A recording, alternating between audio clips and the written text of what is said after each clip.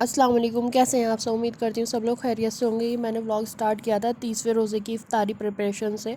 मैं यहाँ पर सारी इफ्तारी प्रिपेयर कर रही हूँ। यहाँ पर मैं वही वेज पकौड़ा जो कि रूटीन था ही, आज मैं काफ़ी दिन के बाद बना रही हूँ, क्योंकि अब तो ये लौट 1 साल बाद ही बनेंगे। और अगर आप बीच में बना भी लें ईद के बाद तो इन पकौड़ों में वो टेस्ट नहीं आता। कौन कौन मेरी बात से वाकिफ़ है वो कमेंट बॉक्स में लाजमी अपना जवाब दें, यस और नो। तो आज मैं इफ्तारी में लस्सी बना रही हूँ, वेज पकौड़ा बना रही हूँ और तरबूज और फ्रूट चाट। आज मैंने खाना नहीं बनाया था, आज हम लोगों ने होटल से मंगाया था, क्योंकि आज इतनी ज़्यादा थकन हो गई थी मुझे और अम्मी को, बेशुमार थकन हो गई थी सारी प्रिपरेशन करते करते। ईद की साफ़ सफाई और ईद के लिए क्या क्या मेन्यू हमने जो डिसाइड किया उस सब की वजह से तो हमने आज डिनर नहीं प्रिपेयर किया, आज हमने बाहर से ही मंगाया। तो यहाँ पर मैंने डाइनिंग टेबल पर सब कुछ असेंबल कर दिया था और हम लोगों ने इफ़्तार कर लिया था। उसके बाद मैं लग गई ईद के मेन्यू की प्रिपरेशन में। यहाँ पर मैं दाल को भिगो रही हूँ मूंग दाल के बरों के लिए। इसमें जो है दोनों दालें बराबर किया जाता है, इसमें मेजरमेंट मूंग का और उड़द का। यहाँ पर मैं इनको वॉश कर रही हूँ। देखते ही देखते कैसे पूरे रमज़ान का महीना चला गया और पता ही नहीं चला कि कैसे पहले रोज़े से हम लास्ट 30 रोज़े पर पहुँच गए।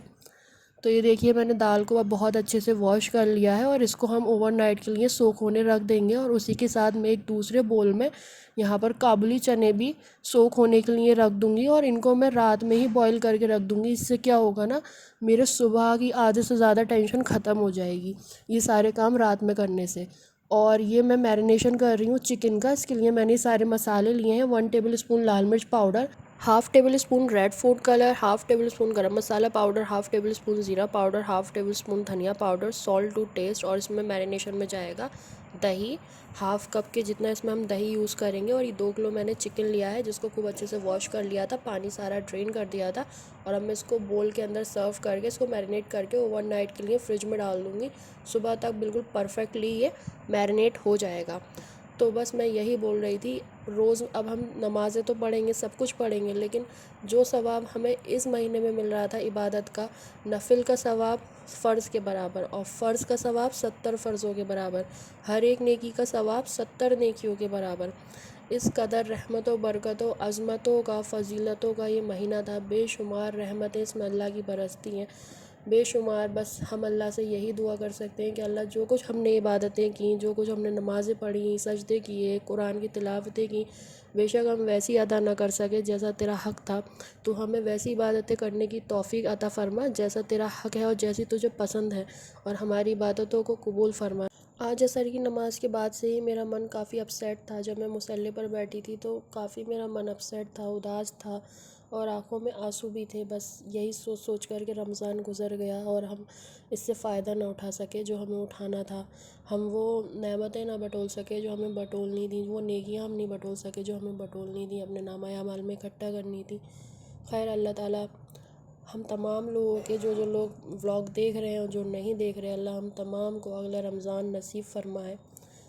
तो यहाँ पर मैंने मूंग दाल जो सोख की थी वो काफ़ी अच्छे से सोख हो चुकी है। उसको मैंने स्मूथ पेस्ट कर लिया था ब्लेंडर में डालकर। उसके अंदर मैंने नमक डाला, मीठा सोडा डाला और हींग डाली 2 चुटकी। उसको खूब अच्छे से मैंने मिक्स किया और मिक्स करने के बाद उस बैटर को हमने बरों को तोड़ दिया डीप फ्राई करने के लिए कढ़ाई में, और इन सबको हम गोल्डन फ्राई होने तक फ्राई कर लेंगे। यहाँ पर मैंने ली है ब्रेड, तो ये वही रेगुलर ब्रेड है, ठीक है, फ्लावर वाली, मैदा वाली मैं जो हूँ वो नहीं यूज़ कर रही, ब्राउन ब्रेड वो नहीं यूज़ करिएगा क्योंकि हम शाही पीस तैयार कर रहे हैं। यहाँ पर मेरे बड़े बिल्कुल गोल्डन फ्राई हो चुके हैं, उनको मैं निकाल लूँगी। तो ये ब्रेड के एजेस मैंने काट दिए थे और इनको ट्रायंगुलर शेप में मैंने कट कर लिया है। यहाँ पर मैंने लिया है डोसा पैन और इसमें मैंने डाला है देसी घी, जो कि हाफ़ कप होममेड मैंने देसी घी यूज़ किया है। शाही पीस का असली मज़ा देसी घी में ही आता है, जब भी आप बनाएं देसी घी में ही बनाएं। और आपने मेरी देसी घी वाली वीडियो तो देखी ही होगी कि मैं घर पर देसी घी कैसे बनाती हूँ, अगर नहीं देखी तो उसका लिंक भी मैं इस वीडियो के नीचे दे दूँगी इंशाल्लाह। तो ये सारे ब्रेड्स को मैंने टर्न कर करके दोनों तरफ से बहुत अच्छे से सेक लिया है। इनको हमने डीप फ्राई नहीं किया, मैंने इनको शैलो फ्राई किया है, लेकिन शैलो फ्राई भी कम घी में नहीं किया, खूब अच्छा घी मैंने इसमें यूज़ किया है, क्योंकि शाही पीस में जब तक घी अच्छे से ना हो तो वो मज़ा नहीं आता। तो ये देखिए सारे मेरे मूंग दाल के बड़े बनकर तैयार हैं। ये 3 कप दाल से कितने सारे बड़े तैयार हुए हैं, करीब ये 60 to 65 दही बड़े बनकर तैयार हुए थे। इन सबको मैं एयर टाइट कंटेनर में करके फ्रिज के अंदर स्टोर कर दूँगी। सुबह मैं इनको निकाल कर फिर गर्म पानी में सोक करके फिर मैं इनको सर्व करूँगी। इससे बहुत ज़्यादा टाइम सेव हो जाता है। सुबह डायरेक्ट उठकर सिर्फ मुझे शीर बनानी पड़ेगी और सारी चीज़ें असेंबल करनी पड़ेंगी। यहाँ अम्मी ने जो है मुझे इमली दी थी मीठी सॉट बनाने के लिए, तो इसको मैं जो है खूब अच्छे से वॉश कर लूँगी। बरों की सॉट बनती है, पहले वॉश करके इसका पानी मैंने फेंक दिया था और अब मैंने हाथों से खूब अच्छे से मल लूँगी, जिससे कि जो इनका टैंगीनेस है, खट्टापन, वो ये पानी के अंदर रिलीज़ कर दें और भीग जाएं। सुबह तक काफ़ी अच्छे से ये भीग जाएंगी। उसके बाद मैं इसकी सॉट बना लूँगी। वैसे इसकी सॉट मैंने रखी थी बनने के लिए, लेकिन मुझसे पहले अम्मी उठ गई थी, तो अम्मी ने बनाई थी। तो यहाँ पर ईद की सुबह हो चुकी है। आप सबको मेरी तरफ़ से बहुत बहुत ईद मुबारक। यहाँ पर मैं शीर की तैयारी में लग गई थी। ये सारे ड्राई फ्रूट्स हैं, गोला, चिरौंजी, काजू, बादाम, किशमिश, छुआरे, इन सबको मैं पानी में खूब अच्छे से पहले वॉश कर लूँगी।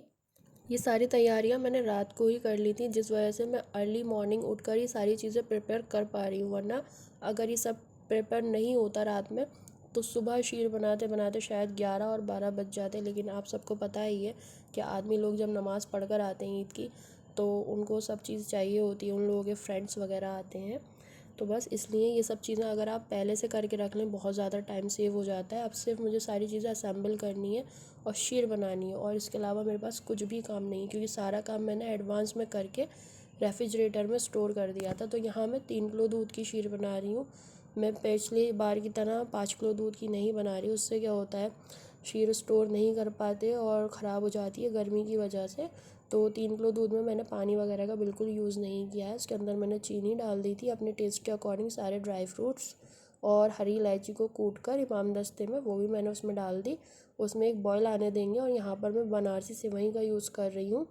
तो यहाँ मैं दूध की क्वांटिटी के हिसाब से सेवइयाँ ले रही हूँ। करीब 250 ग्राम मैंने इसमें सेवइयाँ यूज़ की थी 3 किलो दूध में, क्योंकि ये दूध एब्जॉर्ब करती है ना अपने अंदर, तो ये अपने साइज़ से डबल हो जाती हैं। उनको मैंने हाथों से चूरा कर दिया था, बिल्कुल बारीक चूरा नहीं, 1-1.5 इंच जितनी बड़ी रहेंगी हाथों से तोड़ने के बाद। उसके बाद दूध में डालकर इसको 5 से 6 मिनट के लिए मीडियम फ्लेम पर खूब कुक करें, तब तक ये डबल ना हो जाए अपने साइज़ में। और यहाँ एक पैन में मैंने लिया है देसी घी, 1 कप होममेड देसी घी। उसके अंदर मैंने ऐड किया है 1 कटोरी मखाना और 5 to 6 टेबल स्पून मैंने इसमें ऐड किए हैं खरबूजे की मींगे। उसको डालकर खूब अच्छे से गोल्डन फ्राई कर दिया और शीर में उसका मैंने भगार लगा दिया।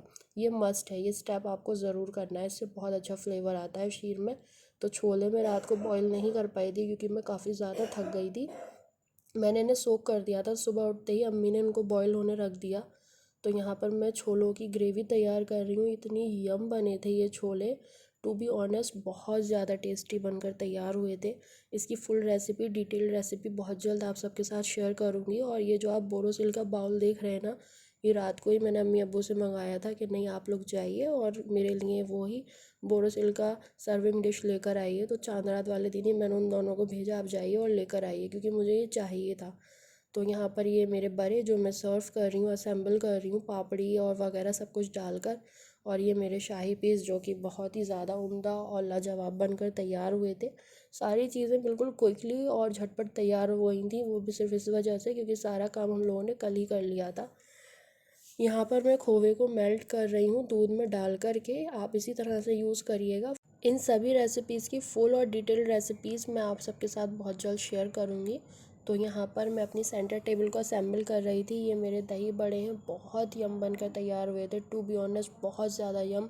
और ये मेरे मसाले वाले छोले हैं, ये भी बहुत ज़्यादा टेस्टी बने थे। बस इसमें एक मिस्टेक ये हुई थी, चने थोड़े से ओवर कुक्ड हो गए थे, वो इस वजह से मैं काम में बिज़ी होने की वजह से उसमें कुकर में विसल्स आई जा रही थी और मुझे याद ही नहीं रहा।